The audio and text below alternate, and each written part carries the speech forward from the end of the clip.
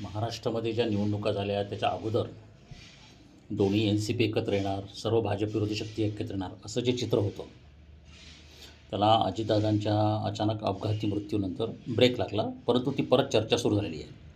तर आपण पहिल्या भागात सांगितलं की फाटाफूट अटळ आहे. आता हे भाजपचे लोक करतील असं नाही, प्रत्येकाचे हितसंबंध आपापले आहेत.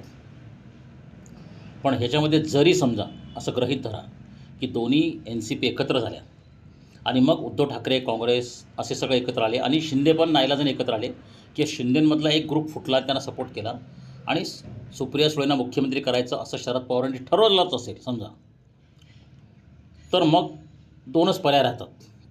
एक तर असं होईल की त्यांचं सरकार बनेल, भाजप ते होऊ देईल काही काळासाठी आणि फडणवीस पायउतार होतील. दुसरं असं आहे की त्याच्यानंतर जो काही डिस्टर्बन्स तयार होईल महाराष्ट्रामध्ये सोशल आणि सगळ्या प्रकारचा, त्याच्यामध्ये केंद्र सरकारला महाराष्ट्रामध्ये महाराष्ट्र शासन राष्ट्रपती राजवट लागवण्याशिवाय काही पर्याय राहणार नाही.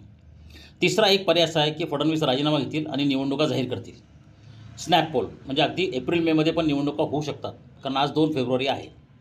निवडणूक आयोगाला 1 महिन्याला तयारीला पुरेसा असतो. मार्चमध्ये सगळा प्रयोग होऊन एप्रिलमध्ये निवडणुका होऊ शकतात स्नॅप पोल, किंवा मेमध्ये पण, मेच्या अखेर किंवा जूनच्या पहिल्या आठवड्यापर्यंत स्नॅप पोल होऊ शकतात. कारण भाजपला जर समजा स्वतःच्या बळावर 165 जागा निवडून आणायचं आहे आणि त्यांना 100% भाजप हे त्यांचं प्लॅन आहे आणि ते पहिल्यापासून आहे, तर त्यांना दुसरा काहीही पर्याय राहणार नाही. कारण एकनाथ शिंदेंना घेणं, अजित पवारांना सोबत घेणं, याच्यातून त्यांनी जे 2022ला जो प्रयोग केला 24ला प्रयोग केला, तो आता प्रयोग त्यांना नेता येणार नाही पुढे. जर त्यांच्याविरुद्ध वातावरण अतिशय धोकादायक तयार झालं तर, जी शक्यता प्रोबॅबिलिटी वाटते मला. आता प्रश्न असा आहे की भाजपला 3 पर्याय राहतील. सत्ता सोडून देणे, सुप्रियाताईंना मुख्यमंत्री होऊ देणे, जे काय घडायचं ते घडू देणे आणि लोक ठरवतील. दुसरा स्नॅप पोल, पटकन इलेक्शन डिक्लेअर करणं. तिसरं राष्ट्रपती राजवट. मला 90% हाय डिग्री राष्ट्रपती राजवटीची वाटते. ज्या पद्धतीचं वातावरण तयार झालेलं आहे, ज्या पद्धतीच्या गोष्टी घडत आहेत, याच्यामध्ये विलिनीकरण हो का न हो.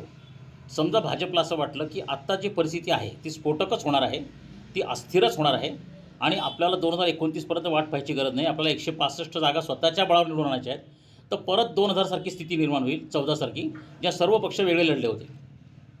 मग राष्ट्रवादी 2 वेगळे लढतील, शिवसेना 2 वेगळे लढतील, किंवा ते सगळं एकत्र येतील, महाविकास आघाडीमध्ये येतील आणि भाजप स्वतंत्र आपल्या बळावर लढेल.